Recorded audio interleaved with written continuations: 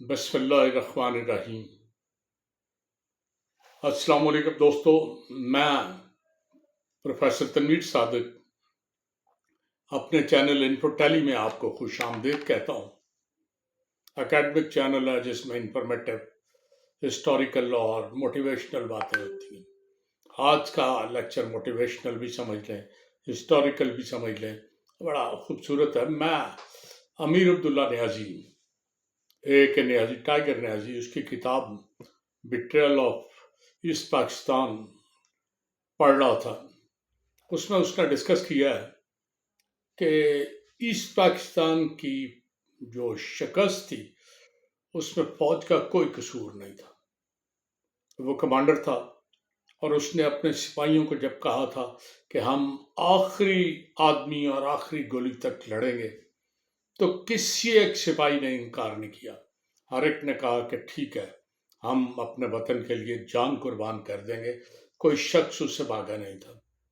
लेकिन वो लोग जो मगरबी पाकिस्तान में इक़्तिदार हासिल करने के लिए बड़े कीन थे, उन्होंने मजबूर किया कि किसी तरह वहाँ हथियार डाल दिए जाए ताकि वो इक़्तिदार में आ जाए। बड़ा मोटे मोटे बंदे थे, आपको पता है। याह्या खान उसका कैरेक्टर था, टिक्का खान उसका कैरेक्टर था। फिर एक आध बंदा मशरक़ी पाकिस्तान में वो जो उनका रौ फरमान था, वो उनका कैरेक्टर था।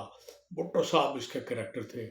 तो उन्होंने कहा कि मैंने कहा कि कोर्ट मार्शल कर दें, हर चीज़ क्लियर हो जाएगी, लेकिन कोई करने को तैयार नहीं था। उन्होंने कहा ये ऑर्डर है, तुम हथियार फेंको, बात खत्म, तुम्हें इससे कोई गर्ज नहीं कि हम क्यों ऑर्डर दे रहे हैं।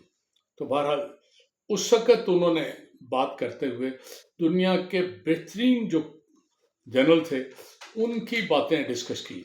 उन जनरल्स ने बड़े नोम थे, सिकंदर आज़म, नेपोलियन बोनापार्ट, जूलियस सीजर, ये वो लोग थे जो बहुत बड़े कमांडर थे।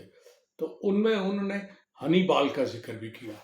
हनीबाल बहुत कम लोग जानते हैं, तो मैंने आज सोचा कि हनीबाल के बारे में को थोड़ी सी बात मैं बता दूं कि हनीबाल कौन था, कहाँ से आया था और उसका क्या तल्लुक़ था जो सारे वाक़यात से, या वो क्या चीज़ था। आपने एक मुल्क का नाम कम सुना होगा, करताजना। करताजना अपने वक्त का बड़ा मशहूर शहर था, मगर वो फिर तबाह कर दिया गया। रोमन्स ने उसे बिल्कुल तहस नहस कर दिया। वो एक नए सिरे से फिर आबाद हुआ। उसका कुछ हिस्सा जो है अब भी खंडरात की शक्ल में अफ्रीका में मौजूद है। अफ्रीका में एक शहर है ट्यूनिस। ट्यूनिस वो नौ तामीर शुदा शहर है जो करताजना की जगह तामीर हुआ। करताजना का मोस्टली हिस्सा जो ट्यूनिस में आ गया, को थोड़े से खंडर एक साइड पे नज़र आते हैं जो बताते हैं कि करताजना कभी अजीम शहर था। अफसोस ये है कि अफ्रीका के बारे में कोई हिस्टोरिकल बातें हमें नहीं मिलती। अफ्रीका की हिस्ट्री किसी ने लिखी नहीं। वो जो जिसकी मैं बात कर रहा हूँ, हनीबाल उसी जगह का रहने वाला था जिसे आज ट्यूनिस कहते हैं, कभी करताजना था। हनीबाल वहाँ का बादशाह था, कमांडर था, क्या था ये कुछ क्लियर नहीं है, लेकिन बहरहाल वो एक तगड़ा आदमी था और अमीरुल बहर था। ये तो बड़ी सिंपल सी बात है। उस ज़माने में रिवाज ये था कि जो बहरी तिजारत थी ना, बहुत अरूज पे होती थी। बहुत से बंदे करते थे। अच्छा, बहरी कज़ाक भी थे, वो कज़ाकी भी अच्छे बड़े बहरी जो कमांडर थे, वो बीच में दाव लगता था तो जहाज़ लूट भी लेते थे कज़ाकी। चनाचे उस वक़्त जो रूम की हुकूमत थी ना, वो बहुत तगड़ी हुकूमत थी। वो किसी को पनपने नहीं देती थी। जिसको देखा उसे शिकस्त दे दी, मार दिया। ये उनका रूम की हुकूमत का काम था। जो हनीबाल है, इसके वालिद वो भी अमीरुल बहर थे। इसके दो भाई भी वहीं अमीरुल बहर के तौर पे काम करते रहे। एक इसका बनोई भी करता रहा और वो बेचारे کسی نہ کسی طرح روم سے مار بھی کھاتے رہے، لڑتے بھی رہے۔ جب یہ امیر الدار تھا اور اس نے فیصلہ کیا کہ میں روم سے لڑوں گا، تو اس کے شاندار کارناموں کی وجہ سے یہ آج بھی تاریخ میں زندہ ہے، اور اس نے خود ہی نہیں کرتاجنا کو بھی زندہ رکھا ہوا ہے۔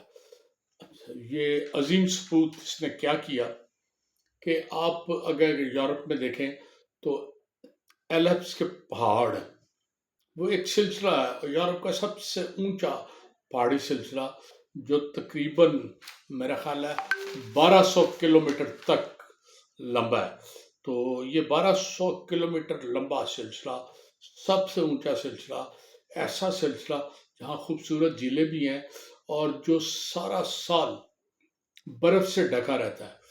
شدید گرمی میں بھی وہاں بڑی برف پڑی ہوتی ہے، اور وہاں سے گزرنا مشکل ہوتا ہے۔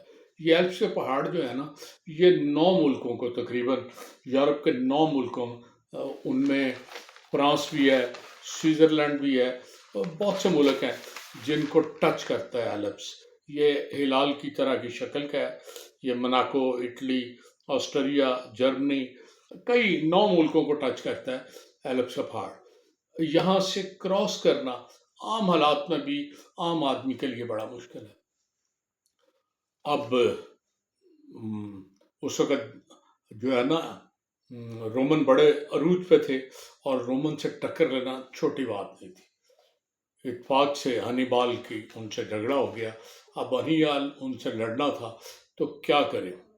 اس شدید سردی کے موسم میں جب وہاں سے کوئی زیرو اس جو ایلپس کے پہاڑوں کو کراس کرنا سوچ بھی نہیں سکتا تھا، پتہ نہیں کیسے ہنیبال اپنا پورا لشکر لے کے ان پہاڑوں سے نیچے اتر آیا، اور اس علاقے میں جہاں آج کل اسپین ہے وہاں پہ نیچے اترا، اور تیس نیس کرتا ہوا رومن شہروں کو آگے بڑھتا گیا۔ وہ اس کی دہشت اس کا اس قدر تھی کہ ہنیبال کی اپنی کہانی افریقی نہیں سناتے، بلکہ جو رومن کے شاعر تھے نا، انہوں نے ایسی شاعری کی کہ جس میں ہنیبال کا ایسا عکس دیا گیا، ہنیبال کے بارے میں ایسی چیزیں بتائی گئی کہ جو انتہائی خوفناک تھی۔